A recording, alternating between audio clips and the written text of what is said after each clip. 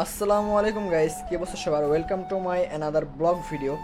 Guys, আজকে পড়তে যাওয়ার সময় একটা ব্লগ ভিডিও বানিয়েছিলাম, আর এই ব্লগ ভিডিওর মেন টপিক হলো যে আমাদের ফরিদপুরে যে বিভিন্ন সরকারি কার্যালয় রয়েছে, এই কার্যালয়গুলো তুলে ধরেছে আপনাদের মাঝে। যেরকম ফরিদপুরের যে পৌর সুপার মার্কেট, এই সুপার মার্কেটের ভিডিও আছে এর ভিতরে। দেন ফরিদপুরের পৌরসভা, ফরিদপুরের ডিসি অফিস, জেলখানা ইত্যাদির ভিডিওগুলো তুলে ধরছি।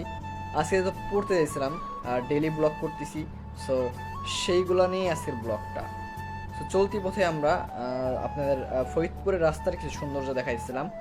তো যেটা বলতেছিলাম যে ফরিদপুরটা ছোট, শহরটা ছোট হলেও ফরিদপুরের ভিতরে রয়েছে বিভিন্ন সরকারি কার্যালয়। প্রচুর কার্যালয় রয়েছে ফরিদপুরে।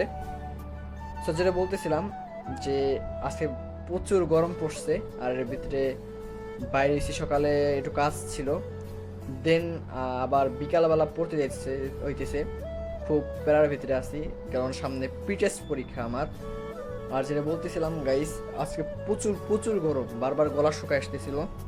আপনারা যে ডান সাইডে যেটা দেখতে পাচ্ছেন, এটা হলো ফরিদপুরের জেলখানা। এটার কথা না বললেই না, এটা হলো ফরিদপুরের, মানে বললেই হবে যে ফরিদপুর জেলখানা কোথায়।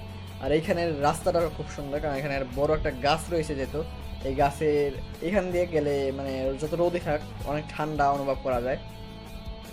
আর তার থেকে একটু আগানোর পরেই দেখা যাবে ডান সাইডে ফরিদপুরের ডিসি অফিস অবস্থিত, জেলা প্রশাসক কার্যালয়।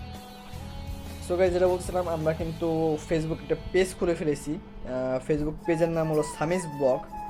যারা আমার ইউটিউব চ্যানেল থেকে দেখছেন তারা ইউটিউব চ্যানেলটাকে সাবস্ক্রাইব করবেন, এবং যারা পেজ থেকে দেখছেন তারা পেজটাকে অবশ্যই ফলো করে আমাদের পাশেই থাকবে।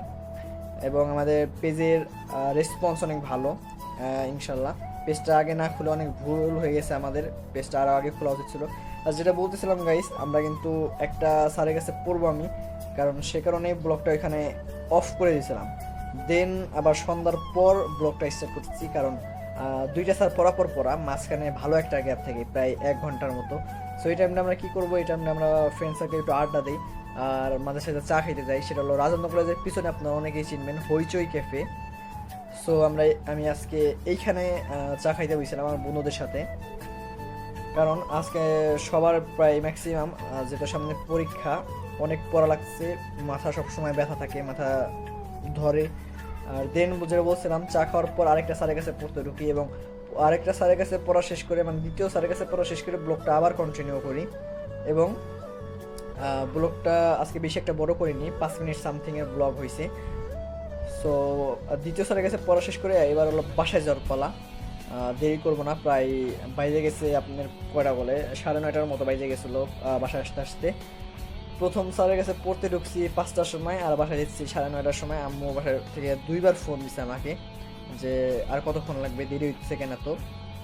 তো ইমার্জেন্সি এখন বাসায় যেতে হবে। আর আমরা যাওয়ার সময় যে আপনাদেরকে অম্বিকা হলের কিছু দৃশ্য দেখাইলাম, পিছনে অম্বিকা হলের পুকুরটা দেখাইছি। দেন এই যে সামনে অম্বিকা হল, এটাকে বলে অম্বিকা হল। তারপর হলো চৌরঙ্গীর মোড়, এই ফরিদপুরে যারা আছেন অবশ্যই এরা চিনবেন চৌরঙ্গীর মোড়টাকে। আর হলো আমরা যেতে যেতে আমাদের প্রায় নিজেদের যে এলাকা বলতে গেলে আলিপুরের কাছাকাছি চলে আসি। এখান থেকে ব্লগটা আবার স্টার্ট করি। সো বাম পাশে যে বাসাটা দেখতেছেন, পুরাতন বাসাটা দেখছেন আগে, সেটা হলো অনেক পুরাতন একটা বাসা। এবং তার একটু সামনে গেলেই আমাদের হলো ফরিদপুরের কবিরবাগ, সেটাও সামনে আসতেছে। ব্লগের ভিডিও এই ব্লগই আছে সামনে। সো যেটা বলতেছিলাম, অনেক দোকানপাট দেখতেছেন যে বন্ধ হয়ে গেছে। আর এর মূল কারণ হলো রাত প্রায় এখন 9:30টার কাছাকাছি বাজে, 10টার ভিতরেই অলরেডি সব দোকান অফ হয়ে যায়। সো গাইস, রাত্রেবেলার যে দৃশ্যটা ফরিদপুরে, এই দৃশ্যটা অনেক সুন্দর। বাট আমি জনতা মোড়ের ওই দিক দিয়ে আসিনি, জনতার মোড়ের ওই দিক দিয়ে যদি আসতাম, জনতা ব্যাংকের মোড়ের ওই দিক দিয়ে আরও সৌন্দর্য দেখা যেত, অনেক গাড়ি কোলাহল প্লাস লাইটিং। আর এই যে বাম পাশে যেটা দেখছেন এর হলো ফরিদপুরের কবিরবাগ, আর ডান পাশে দেখছেন এর হলো দেশ ক্লিনিক হাসপাতাল। সো যারা ফরিদপুরে আছেন তারা অবশ্যই অবশ্যই এই আপনার কি বলে কবিরবাগকে চিনবেন, কবিরবাগ স্কুলটাকে চিনবেন। কারণ এই কবিরবাগ স্কুলটা হলো হাজারো পোলাপানের বা হাজারো ছেলেদের ইমোশন। কারণ এই ফরিদপুরের যে কবিরবাগ, মূলত আলিপুরে এরকম কোনো মাঠ নাই বড় সড়ো খেলার মতো। বাট এই কবিরবাগে একটা মাঠে রয়েছে, শুক্রবার হলে এই মাঠে সবাই চলে যায় ক্রিকেট বা ফুটবল খেলতে। ইনশাল্লাহ সামনে এটা নিয়ে একটা ব্লগ করব। আর যেটা বলতেছিলাম, এই কবিরবাগে হলো বেশিরভাগ খেলা হয়। এই কবিরবাগের সাথে রয়েছে হাজার ইমোশন মানুষ, ছোটো ছোটো পোলাপানদের। সো বাসার কাছাকাছি চলে আসছিলাম। আজকের ব্লগটা আর বেশি বড় করবো না, আজকের ব্লগটা এ পর্যন্ত। সব ভালো থাকবেন, আল্লাহ হাফিজ।